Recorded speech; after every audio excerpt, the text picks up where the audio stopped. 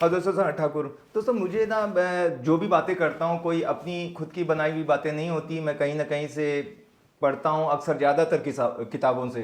तो जब बातें कर रहा था मुझे एक कमेंट आया था कि सर कौन सी किताबें पढ़नी चाहिए, उनके नाम बता दो जो बेस्ट हैं।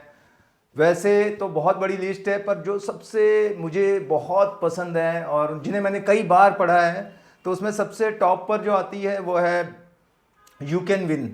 आप इस बिजनेस में ज़्यादा फायदा नहीं होगा या हो भी सकता है, बट नज़रिए के ऊपर काफ़ी अच्छा काम करती है पॉजिटिव के रहने के लिए। और शुरू में अगर कोई नई किताब पढ़ता है तो पढ़ने में उसको मज़ा आएगा, क्योंकि छोटी छोटी स्टोरीज हैं और बहुत, तो जितने वीडियो मैंने बताया ना, अगर कहीं कोई स्टोरी सुनी होगी आपने तो जरूर वो यू कैन विन की होगी, तो आप समझ जाओ।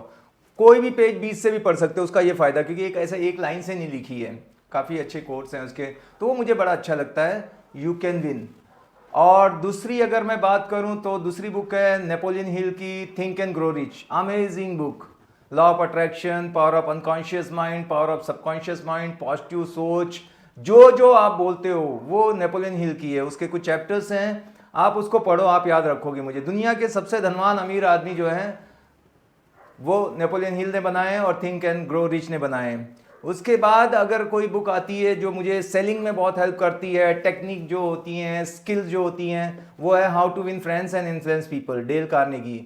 अमेजिंग बुक है भाई, वो तो महीने में हर एक आदमी को पढ़ना ही चाहिए। आप पटापटी करने में मास्टर हो जाओगे, नेगोशिएशन में मास्टर हो जाओगे, हर एक, मतलब बोल बच्चन डालना है अगर, क्योंकि पूरा सेल तो हमारा क्या है, हम बातें जबान खर्चा करते हैं ना, कोई चीज़ नहीं बेचते हैं। तो वो डेल कार्नेगी है, उसका हाउ टू इन्फ्लुएंस, वो सदाबहार बुक है, मतलब बहुत ट्राइड टेस्टेड है, जरूर पढ़ना इस बिजनेस में आगे जाना चाहते हो तो। अगर उसी का छोटा वर्जन पढ़ना है तो एक स्किल विद पीपल आती है, लेस गिबलिन की है, वो किताब भी बड़ी मज़ेदार है, बहुत छोटी है बट काम की बहुत है, बड़ी कॉन्सेंट्रेटेड है। तो स्किल विद पीपल है। और अगर बात करूं फाइनेंस मैनेजमेंट और ये सारी चीज़ों पे, तो रिच डैड पुअर डैड किताब ने मुझ पे काफ़ी असर किया। किताबें बहुत पढ़ी, पर इन किताबों ने मुझ पे अपना कुछ ना कुछ असर छोड़ा। रॉबर्ट टी कियोसाकी हैं, कई बार उन्होंने फेलियर देखे, उसके बाद वो बहुत सक्सेसफुल आदमी बने। इनफैक्ट रियल एस्टेट के बारे में भी काफ़ी कुछ उन्होंने बताया है। अब मैं यहाँ पर उनके बारे में नहीं बताऊंगा कि उनकी क्या है या समरी क्या है, अगर आप लोग बोलेंगे तो मैं वो भी बताऊंगा, बट एक एक बुक के ऊपर बोलना पड़ेगा। बट मैं अपनी बेस्ट बुक जो मुझे लग रही हैं, जो सच में जिसने मुझे चेंज किया आज सनत जो है, उन बुक की वजह से, तो ये एक किताब है। उसके बाद अगर आप बहुत सिंपल है, बहुत अमीर नहीं है, और घर में ये सिखाया गया है कि सादा जीवन उच्च विचार, जितनी चादर है पैर फैलाओ, तो हम ड्रीम नहीं उतना करते ना, हमको सपने सपने मत देखो, तुम हवाई जहाज उड़ाओगे, तुम ये करोगे, वो सारा माइंडसेट टूटा था। तो मैजिक ऑफ थिंकिंग बुक पढ़ी थी, बड़े सोच का बड़ा जादू, शागर क्या नाम है, आप देख लेना, बहुत फेमस है, वो भी पीएचडी है उनके writer. But think and grow rich किताब का बहुत इंपॉर्टेंस रहा है मेरी लाइफ में, और काफ़ी कुछ मैंने उनसे सपने देखने सीखे हैं। उसके बाद एक द सीक्रेट बुक है, वैसे उसका ज़्यादा अच्छा रहेगा कि आप उसका वीडियो देखें, अमेजिंग है, उसको मैं हर साल देख लेता हूँ, या कभी कभी अगर मुझे लग रहा है कि सारी चीज़ें अपने हिसाब से नहीं हो रही है, तो एक ही काम है मेरा, जाके जैसे वैक्सीनेशन बूस्टर डोज ले लेते हैं ना, तो मेरा बूस्टर डोज है द सीक्रेट, रोंडा बैन का है भाई, देख लेना, मज़ा आ जाएगा। तो वो वीडियो है, उसकी बुक भी है, पर ज़्यादा अच्छा है कि आप, क्योंकि वीडियो में आप क्या करते हैं, आपकी आंखें देख रही है, आपके कान सुन रहे हैं, आप महसूस कर रहे हैं, फील कर रहे हैं उन सारी बातों को, तो जल्दी हम लोग उसको हमारे अनकॉन्शियस माइंड में जाती है।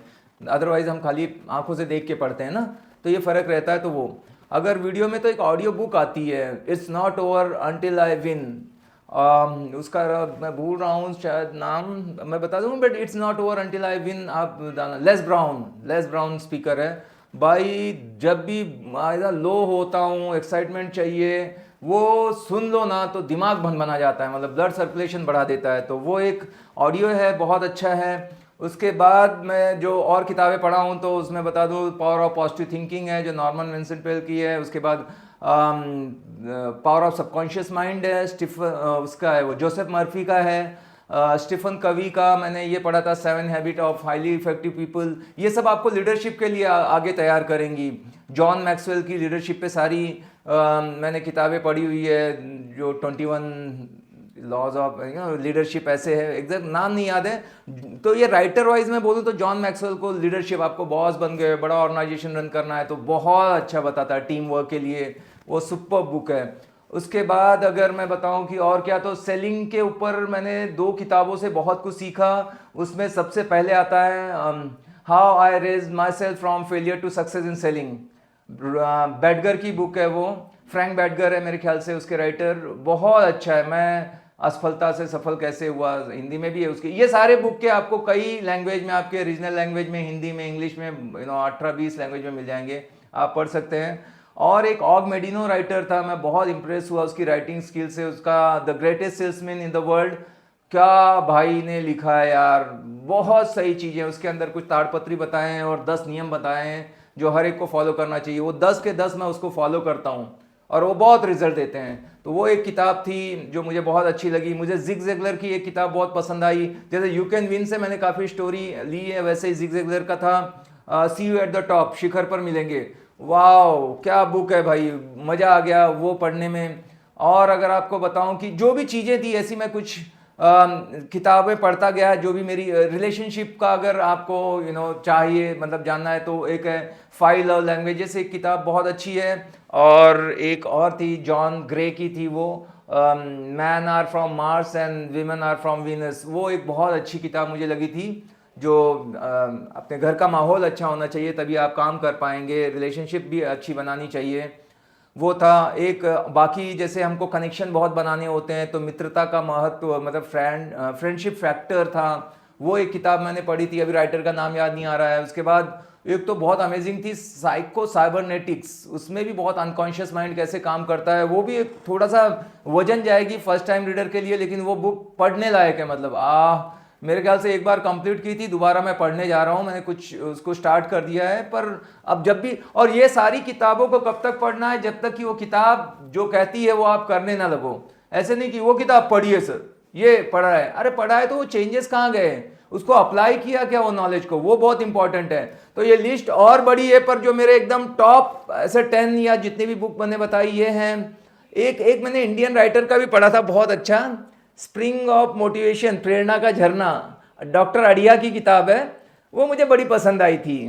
तो अगर हिंदी राइटर में बात करूं तो वो, उसके बाद मैंने रॉबिन शर्मा की पढ़ी है, the monk who sold his Ferrari, वो लेकिन थोड़ा सा शांत करने की तरफ है, आप बहुत पैसा पैसा ना करें, वैसी एक किताब है, वो एक अच्छा लिखता है। ब्रायन ट्रेसी की मैंने पढ़ी थी ईट दैट फ्रॉग, है ना, सबसे मुश्किल काम सबसे पहले, वो थी। उसकी और 2-3 किताब है, सेलिंग पे भी है, हाउ टू सेल, एक शिव खेरा की भी है, मतलब शिव खेरा और ब्रायन ट्रेसी, ये इनकी कई किताबें हैं, जॉन मैक्सवेल।